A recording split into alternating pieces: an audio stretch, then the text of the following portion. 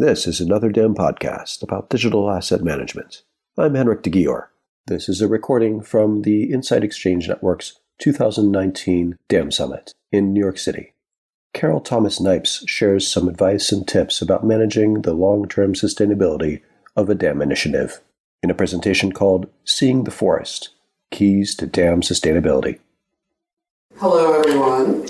Good morning. Morning. One of my side gigs, I don't do much, as a singer. So I'm used to mics, but not like these kinds of sort of tall, corporate kind of things. So, no, I'm good. I think I'm okay with this. And I'm kind of loud, so that's fine. So, hi, everybody. Welcome to IAN. I'm really sad I missed yesterday because it sounded like there were some great panels that came on yesterday. But I'm here to talk about something which a lot of people often, I think you don't think that much about while you're implementing, but it's actually really kind of important, which is sustainability of your system. And sustainability can mean an awful lot of things, but really at the heart of it, it's how to make sure year over year when somebody's looking at that budget that they're not looking at your system. That's really the main idea, and to try to, from both beginning and as you're moving in go mode, to keep certain things in mind that will keep adding value to the system, keep you thinking about adding value. I probably will talk a little bit about some use cases that have to do with this, but really it's more a conversation of just things to keep in mind while you're implementing and working in the dam system to try to have good arguments to keep it going. Is this going to work for me this time? Yes! All right. So just a little bit about me. I am the director of Dam and Enterprise Technologies for a company called LogicSource. And LogicSource, it's an interesting mix because by road, LogicSource doesn't really do dam. We are a sourcing and procurement services company, so we tend to go into companies and evaluate how they're doing their sourcing, and we have technology that goes along with that for tracking the transactions and the analytics and all that stuff. And the digital asset management system that we have is integrated with that technology to really provide a bit more of an end-to-end solution when it comes to really certain categories that have assets that need to be tracked by the clients and move all the way through being bought to do something.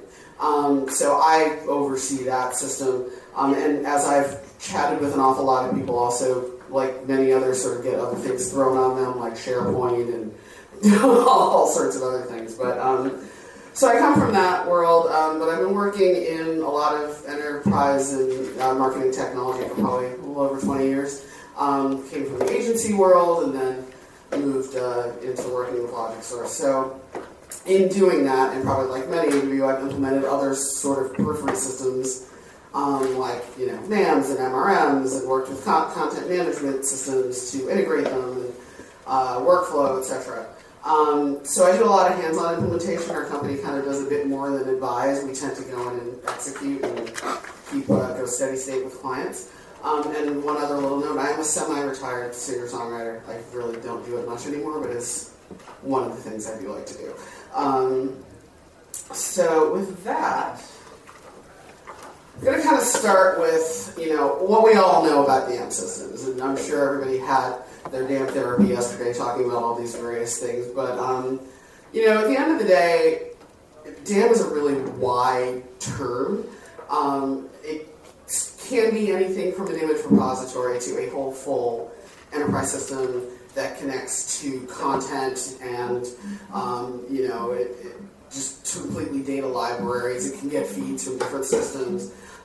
They can be very, very feature-rich because they can do so much.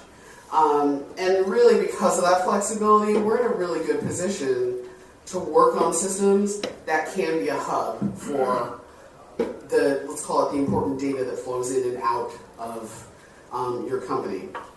But I think, you guys would have to let me know if I'm walking down the wrong path. People who tend to work in dam, from what I found, we're good with details. We have to be, because we're the ones who are looking at details that no one else is. We're digging down into metadata that no one's looking at, that nobody's really thinking about, and many people probably don't even think matters. we're the ones who really find the value in it and find the connections with it and how it adds value and how it really is truly important to applying that to the assets in our systems. And because of that, and often because when you're implementing a DAM system, and you get it signed off on, and you're in those stages of doing your requirements and all that stuff, you have a very unique opportunity at that point to learn as much as you can about everything that could possibly touch your DAM. May not be important today, may not be anything that's crucial to say success when you hit that first milestone and timeline you're looking for. But at that point, you have the opportunity to have meetings with people in other departments who probably never really would have thought would be involved in the DAM. But in your mind, you're thinking, hey, that stakeholder holds some information that if I could get a feed of that onto my assets and we could apply some metadata, I could use that in some other way down the line. It may not be something that at that time you think about, but it's a really good thing to have in the back of your mind. You've got the opportunity to sit with those people and gather some information, gather some requirements. You can kind of tuck away for later on, and that's where the sustainability part comes. But I think because we tend to be really, I'm not going to say mired, but we are in the detail. It's really easy sometimes when you're working in DAM to get in the weeds. It's easy to really get so into the detail and so into the particular stakeholders, the particular assets that you're dealing with, the particular bit of metadata you're dealing with, to look so much at the detail that you're kind of not seeing the bigger picture. And the bigger picture may not be completely apparent, but it's something I think we all have to try to step back not just when we're implementing, but all the time, even while you're in steady state.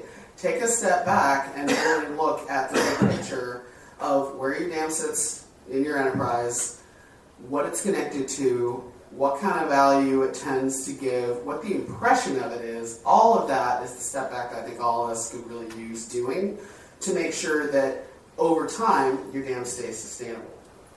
So, with that being said, one of the things that I wanted to get into kind of has to do with what I think some people call thinking outside of the DAM.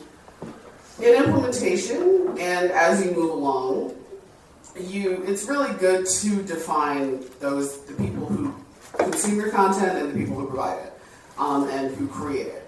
And probably not just the people, the systems, and the processes and the way they get that stuff in and out. It's really important to define that for the sake of having a road to sustainability. It will give you a roadmap to where you can go once you've got your core built. But once you've had that core built, once you've got the idea of who and what those people are, the biggest key, and I'm sure people have said this in a lot of different places, and I think even more so, is with those various things, metadata. The metadata is what is going to set you free. The metadata is the thing that's going to be the gold that you actually can say, hey, this is all sitting in my system, and if we don't have this, X, Y, and Z is going to fall apart because this is what we're doing with it. So gathering that metadata, either in the beginning or all along the line, to create a strategic plan for what you want to do with it eventually, what you want to do with it now, what's your goal now, what you want to do with it eventually, what are those systems you might want to connect with, getting in touch with, getting alliances with the people who own that data, is very, very important. And I kind of jokingly call this the metadata safari because that can be a little bit of a journey. One of the things that I do kind of within the scope of my job is, I work for a company that primarily deals with e-procurement software. Often when we implement things, and whenever I implement DAM or anything actually that's connected to it, we have all sorts of awesome ideas in the beginning of we want to get this data in, we need to get, we want to get this data in to be able to attach to these assets, to be able to do X, Y, or Z. And in the beginning it feels like, yeah, that's really easy. We know, finance owns this, IT owns that, great. And as you go down the line of trying to get to that data, it really can be kind of a bit of a journey. And my boss calls it the data safari.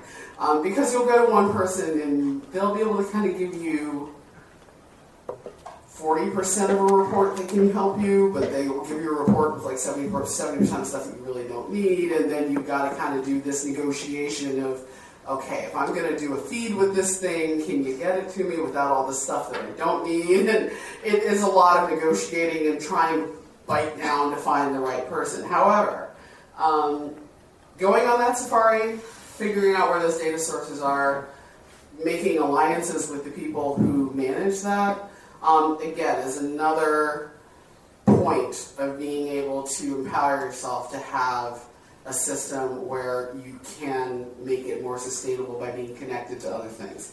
Because that really is where the sustainability comes from.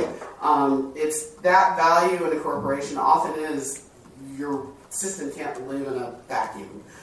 It really needs to prove that it reaches out in other places. It reaches out in other places in the enterprise, but it also reaches out in other places where, depending upon your use case, there's monetary value attached to it in some way, shape, or form.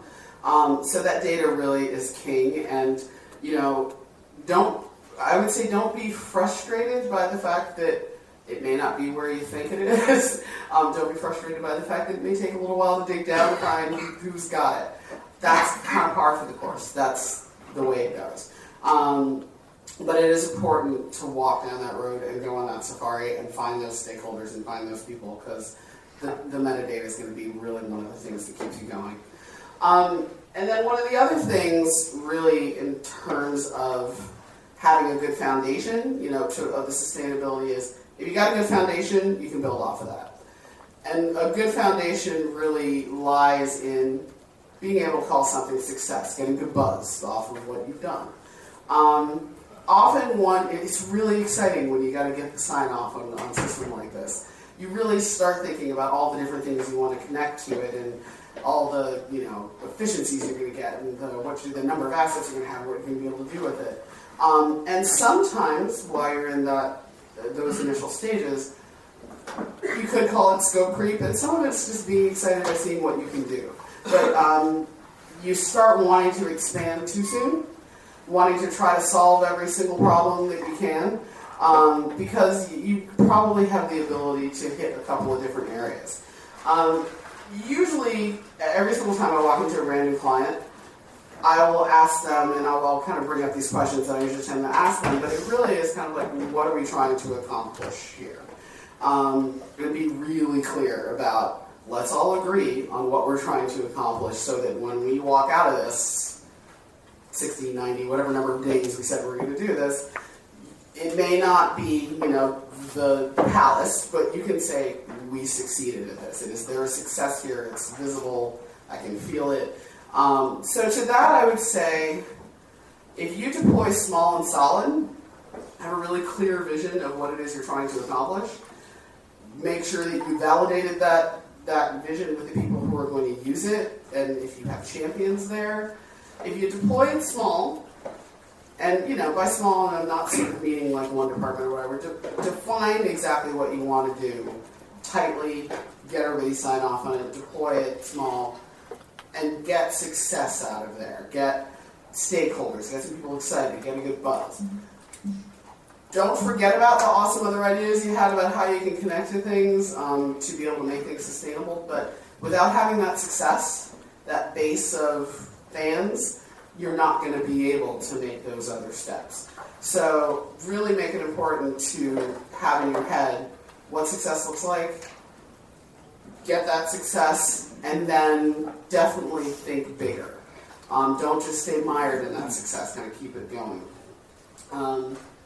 So with that being said, when you get to that point where you're rolling out the system, you have, and I'm sure other people always talk about this, check-in. Kind of don't just say I've got success, great, woo, it's up and running. Often as a DAM practitioner, once it's up and running, you find that it never stops. You're always busy, it never stops, there's always assets, there's always more you can do. But remember, there's always more you can do with their users. There are people who are using this stuff every single day, and this is not their day-to-day job. This is not the thing they're most interested in. You have to check in with them all the time to find out, is the system providing value? Are you accomplishing what you set out to do? As you keep checking in with them, it will keep giving you ideas about how you can improve and how you can keep your system looking like it's successful and it's providing success. But at the same time, success is going to change.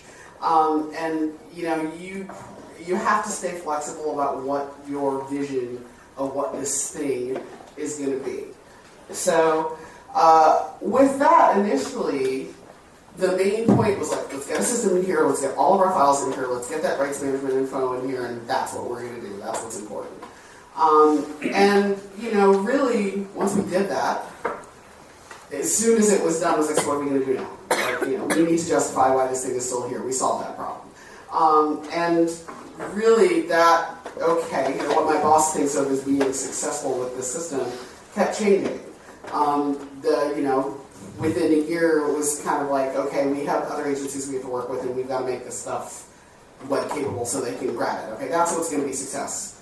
The rights management stuff, don't worry about that so much. It kept changing. And it's easy because when you're building systems like this, you've got to build in rules. You're often building in a lot of rules for permissions and for what people use and workflows and stuff. You've got to stay flexible. But with that, with any luck, you get champions. You get people who are excited to be in the system and are the first ones to tell you when stuff's great. They will also be the ones who tell you when things are not. Don't avoid the people who are going to give you bad feedback. It's a little hard sometimes. I've worked with some people who are really very, very, very honest. And you kind of feel like your dam is your baby. You spend a lot of time working on this thing. But those people will actually probably give you some of the best feedback you'll ever get. And they will give you the best feedback that allows the buzz about your system and the buzz about what you're doing and the overall feeling of this is useful in your organization.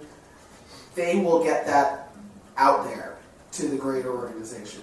When people are giving you great feedback, wonderful. Keep track of it, keep that buzz going, but if you hear the bad buzz, don't avoid it.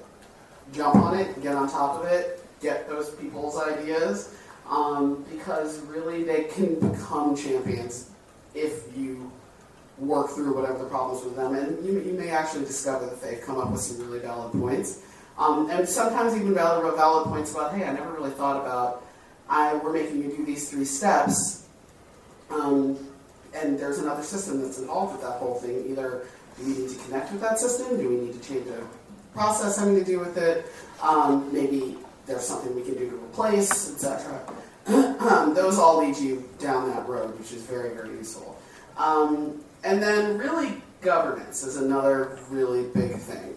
One of the things also in my current job that I tend to walk into is clients who we have engaged on the e-procurement end, they tell our solutions guys, like, oh, by the way, we have a dam. And then, we'll kind of ask them some questions, well, what are you doing with it? And often they'll kind of say not much. It sits there, they keep paying management on it, they have one small department that uses it, but it's not really robustly being used because I think it solved a problem at one point in time, but then they never really put anybody in charge of the governance of keeping it living. And for a lot of different reasons. Sometimes it's staffing, it's bandwidth, it's strategic importance, whatever.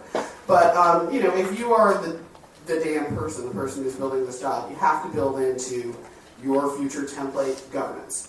The governance is what's going to keep the ball rolling. The governance will involve the metadata. It will involve how you're managing all that, who is validating it all, where it's coming from. Keep continuing to reach out to the different stakeholders to make sure that you are getting what you need in the condition that you need it in. That governance is really very key to not letting your system languish and die in the mud. So that's an important thing to look out for as well. What do I want to? There we go. So with that, so kind of with all that stuff when it comes to the sustainability, there are a couple of things kind of in your day-to-day work. I call them mantras, don't need to be as touchy-feely as all that, but there are things that I kind of, while I'm in my day-to-day, getting in the weeds, I try to always think about, because they are the things that will lead you to having ideas about how you keep your system going in a positive way, being relevant, etc.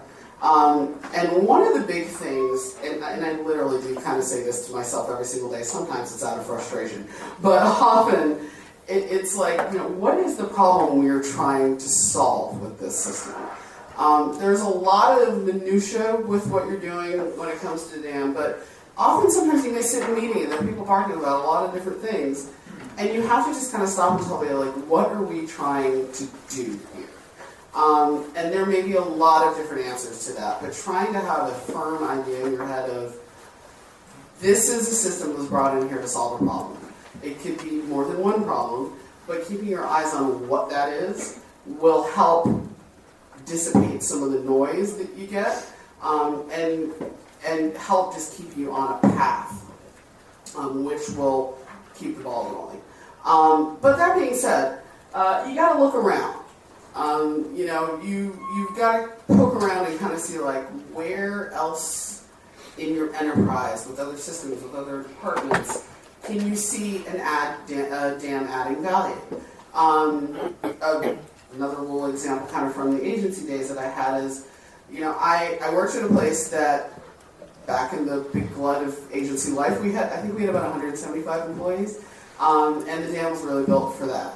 And then over probably the course of about 5 to 8 years, that lived because of the economic downturn. That went from 150 internal users to about 70. So the size of the number of people who were using the dam drastically decreased. But during that period of time, one of the things that we did do when we were looking at it was, when the dam first rolled out, it was just for production.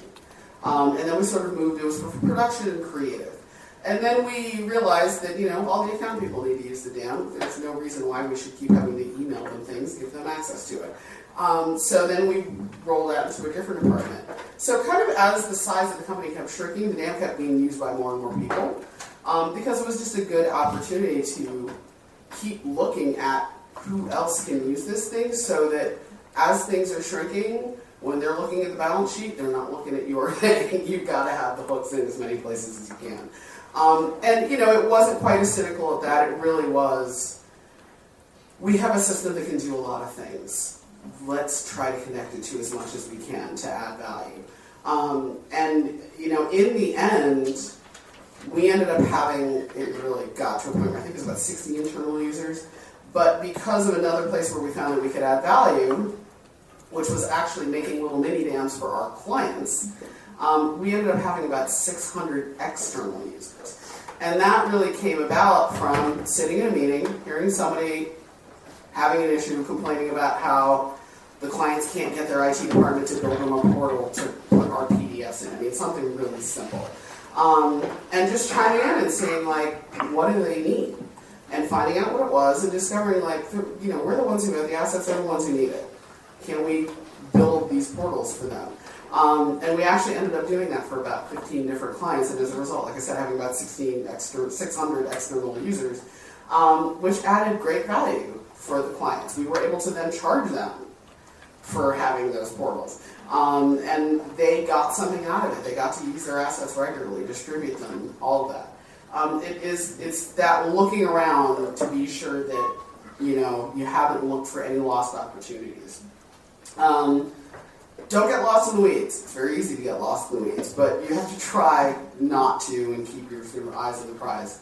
Again, I talked about the deploying small and going big, and always illustrating your ongoing value.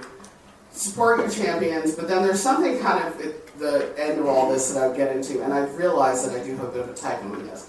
My boss has a term that he uses, which I think is quite funny. It's called a WIFM, and there should be another I in there. It's the what's in it for me. It can sound really cynical, but at the end of the day, nobody's going to want to use your technology unless you explain what's in it for me. I would love to think that I could build something really awesome that people are just going to want to embrace, and it's great, and we're just going to use it. No. They're not going to care unless you can say, what is in it for me? That goes for finance. What's in it for us? That goes for your data people. How are you going to make anything easier for me to be able to deploy what I need to in whatever place? So you've got to know that what's in it for me for every single user group, and have that in your head while you're talking to them, while you're working and interfacing with them. They're asking for a particular thing. You know what your system can do. And sometimes you may not actually be making their life easier. You might have to make them take 3 steps when they used to take 1.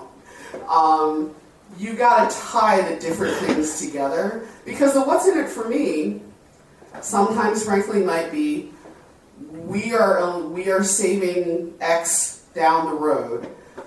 Your CFO is aware of that. The CFO writes your paycheck. So what's in it for you is sometimes this is what we're doing. And if you want to keep your job and you want to keep what you're doing, that's what's in it for you.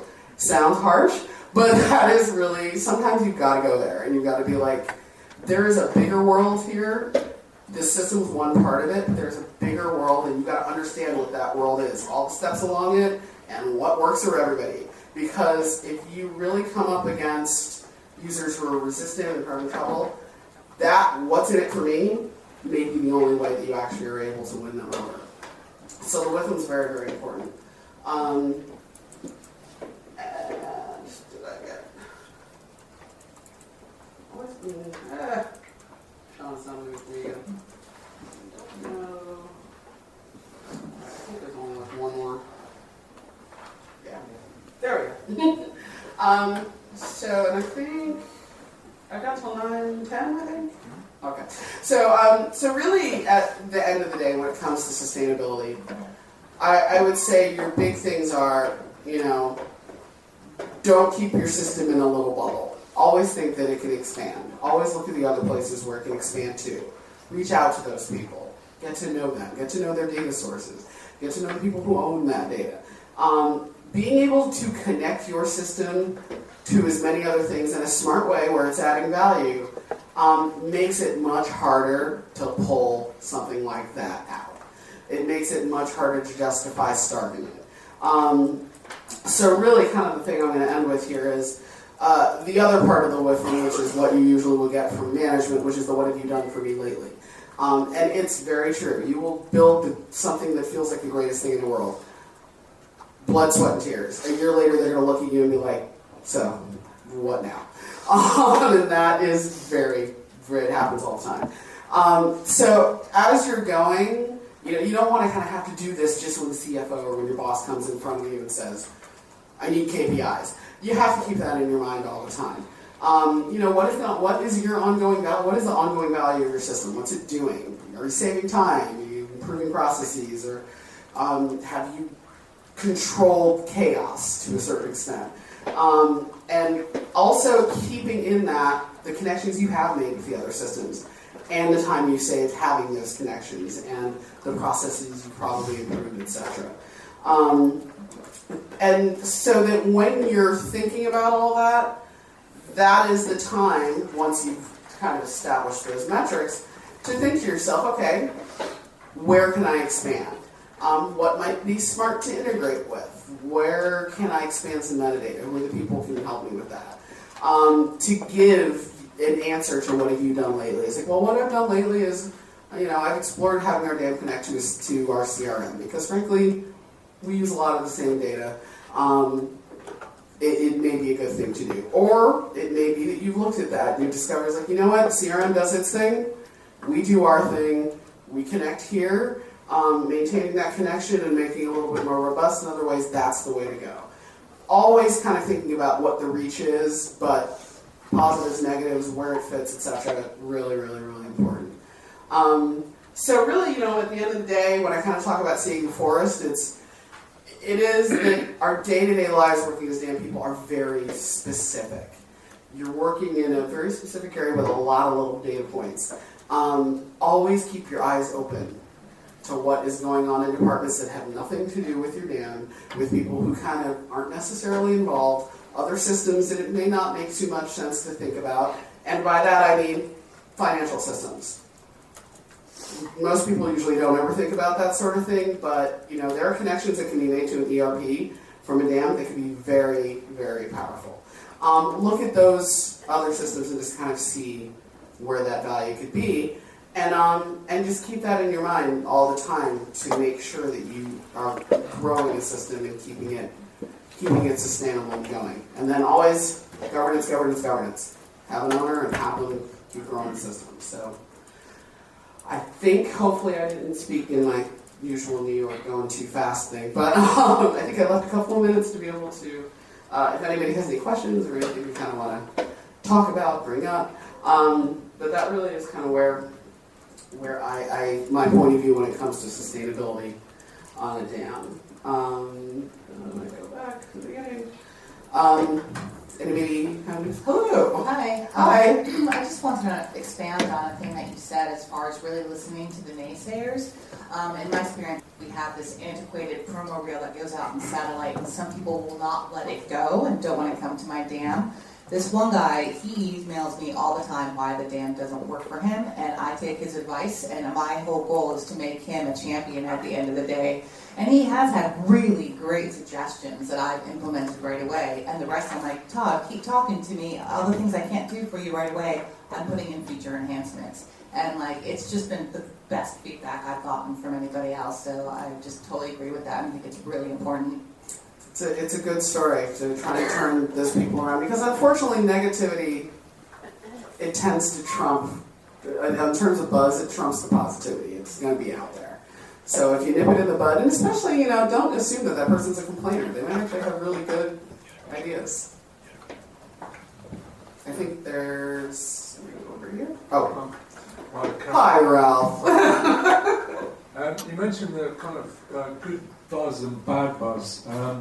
I was just wondering, you get some sort of idea about kind of silent bad buzz and about people who are not necessarily happy with every aspect of your dam, but you don't necessarily hear about it. And I wondered if you had any techniques you could recommend to everyone to finding out about that sort of thing.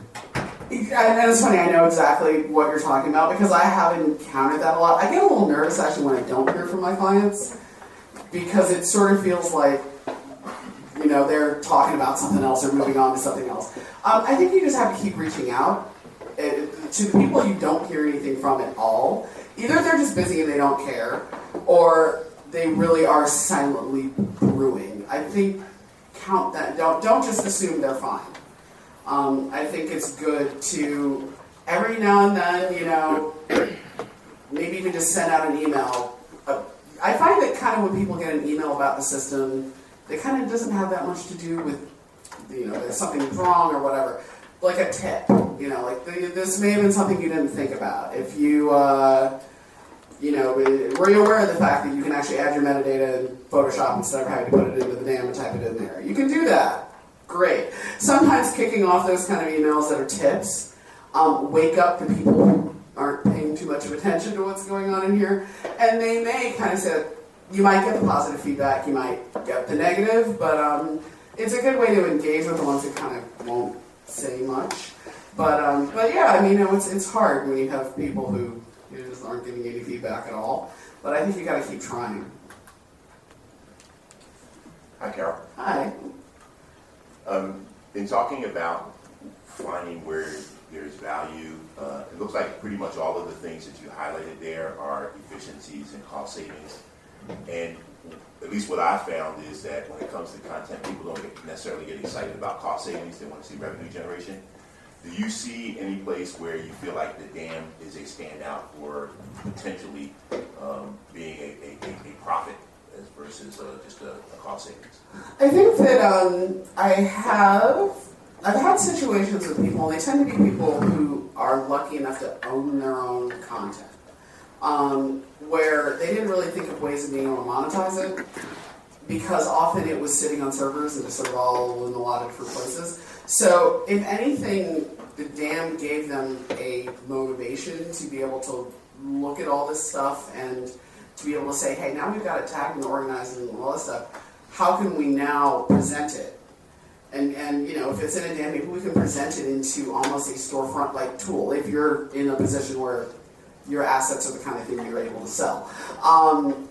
To be able to put it in some kind of a storefront tool where you can sell assets. I think there are a couple of museums who have used DAM that way.